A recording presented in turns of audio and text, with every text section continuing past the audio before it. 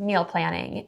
It is something so many of my friends swear by, and I wish I was good at it, but I am not. I will sit at my computer, my iPad, my phone for hours trying to figure out a meal plan, and I just cannot figure out standard normal meal planning. It doesn't work well for me and my brain type, apparently. And then a few years ago, I stumbled upon Lisa Bass from Farmhouse on Boone and her recommendation for not having a meal plan, just having ingredients in the fridge ready to cook.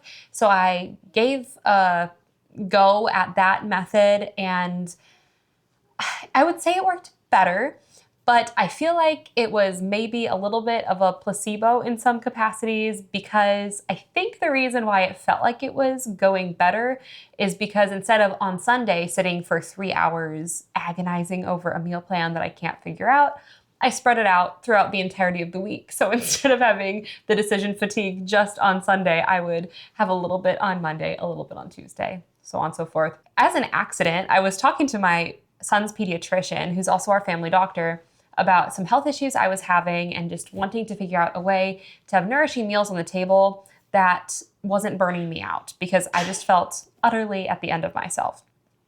And he had an idea for leftovers for lunches that just sparked this system in my mind and made me wonder, I wonder if I can kind of make a hybrid of this weekly meal planning structure and the kind of no structure meal planning structure, and if I can meld them together, because I really don't find myself in really type A or type B. I'm somewhere in the middle, point A, point 5 or something like that.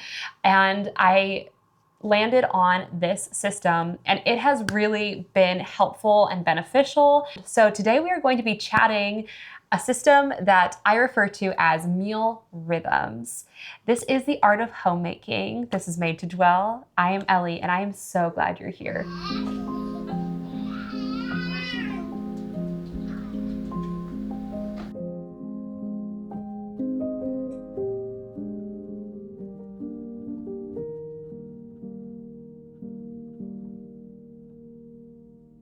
We're just going to dive right into the system. I think if you've watched my last video on rhythms, you will understand kind of the framework idea and how we build out the meal planning systems. When I say things like framework and pockets, I think you'll understand what I'm talking about.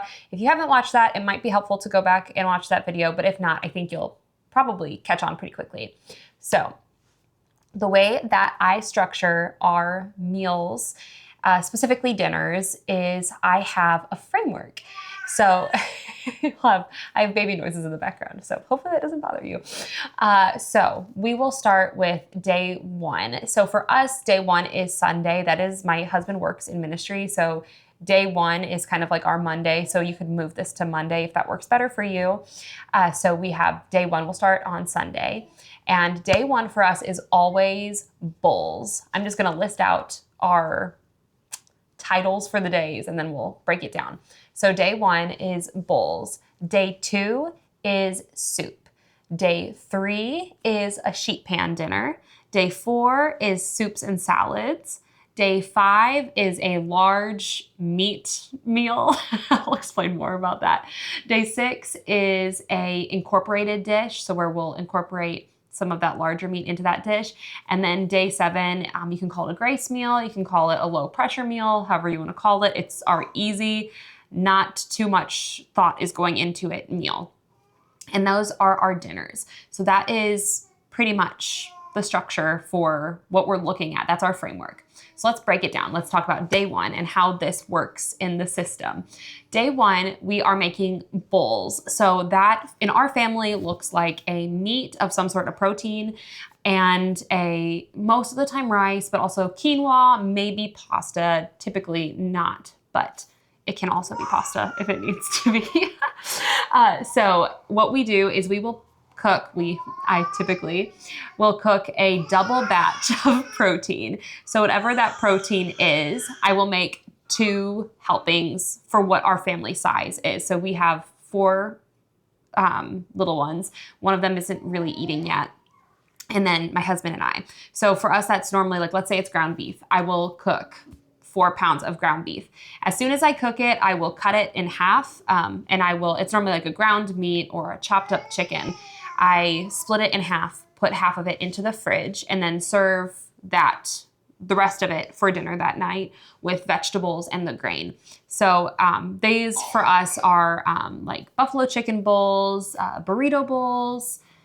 I'm trying to think of what else we consider bowls in our family. Sometimes we have beef stroganoff fall under the bowls category, burger bowls, all different kinds of bowls. There's so many different options. So that is what our day 1 will look like. Day 2, we have that protein left over from day 1, and we're going to use that this day to make a soup. So whatever that meat is from the night before, I will just throw it in with vegetables and make a soup. So let's say we made burrito bowls day 1, maybe day 2, I'll make a chili. So I'll use that protein to make the chili, and if there's any leftover rice, maybe throw some of that in too. It's pretty loose. I don't really use recipes. I wish I did, but I really don't. And so just throwing those things in for day 2 for a soup. So however that looks in your family, however soups look for you, but day 2 we have soup. Then day 3 we have, and I'm trying to think, day 1, day 2, day 3 we do sheet pan. So that will be a meal that you just throw in. I mean, you could do it on the grill in the summer, because in the summer it's just so hot to have your oven on, but it would work on the grill or in the oven. But it's one of those meals that's a lot of times my favorite one is having steak, asparagus, and potatoes in the grill. Or not the grill, I mean, it's on the grill, but also in the oven. So that is a sheet pan meal, or maybe chicken thighs and carrots and broccoli. Potatoes are always good because they bulk it up. So then that's day 3. Day 4 is kind of a leftover smorgasbord? How do you pronounce that? Let me know in the comments. I don't know. Is it smorgasbord or is it smorgasbord? I think it's smorgasbord. Anyway, whatever it is that for day 4. So then day 5 is our our big meat dish. So that will be a whole chicken. That is my son's favorite. My children can literally eat the entire whole chicken. I have gotten to the point where I need to make 2 chickens, which is just craziness. I cannot believe that my kids are that big. So we have chicken, whole chicken, or a roast. Those are pretty much the 2 that they tend to be. Something really big, because what we're going to do is whatever meat we don't, well, once again, cut it in half, only serve half of it for that evening. Then the other half on day 6, we're going to use for an incorporated dish. So if we made a whole chicken on Thursday, so day 5, heavens, I'm really good at numbers. On day 5, if we had a whole chicken, I will do half, and then the other half the next day on day 6, I will use for a chicken pot pie or chicken Alfredo, or if it's a roast, I will use that to make shepherd's pie, or trying to think of other, I've also used it for Alfredo. Just really, you can put whatever meat in anything. Another way that we like to use roast is as taco meat. Our kids love tacos. So that's a day 6 meal. Like, it's just an incorporated dish where you're able to take the meat that's already cooked and then have it that next day. Then day 7 is our grace meal. So it's really no fuss. Like, we're talking hamburgers. We're talking hot dogs, like grass-fed hot dogs, just something very easy.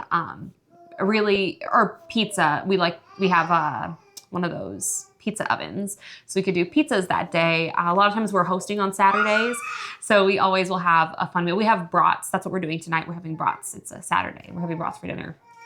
But just an easy meal that really doesn't require too much forethought. So that is the dinner framework.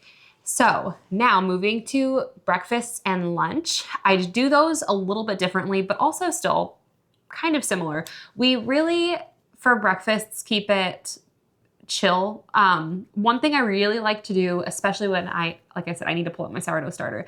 I love to make pancakes and French toast and waffles and make just an obscene amount of those things so that I can stick them in the freezer. And then my kids in the morning love to make their own breakfasts. So then they'll just pull their stuff out of the freezer. They have it ready to go. They can just pull out a waffle or pancakes or French toast and just stick it in the defrost on our toaster.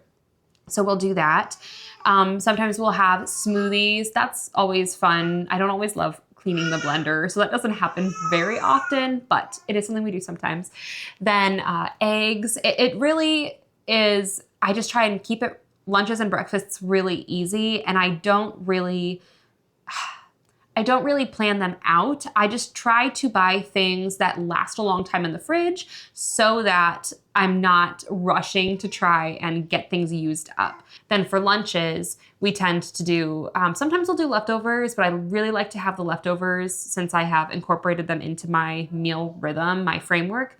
So I like to have lunches be, we'll do what we call snack lunches a lot, which is really just cheese and a meat. And we have beef sticks from when we order our beef from the local butcher, well, the farmer who uses the butcher, they will make the beef sticks. So we have that. And then vegetables, like we love baby carrots, celery, bell peppers, very popular around here, salads, just anything that kind of incorporates produce, but also is not very easily perishable. And that is how we structure all of our meals in our family, our breakfasts, our lunches, our dinners, and our snacks. So I am so glad you're here. Thank you so much for watching, and I will see you in the next one. Bye, friends.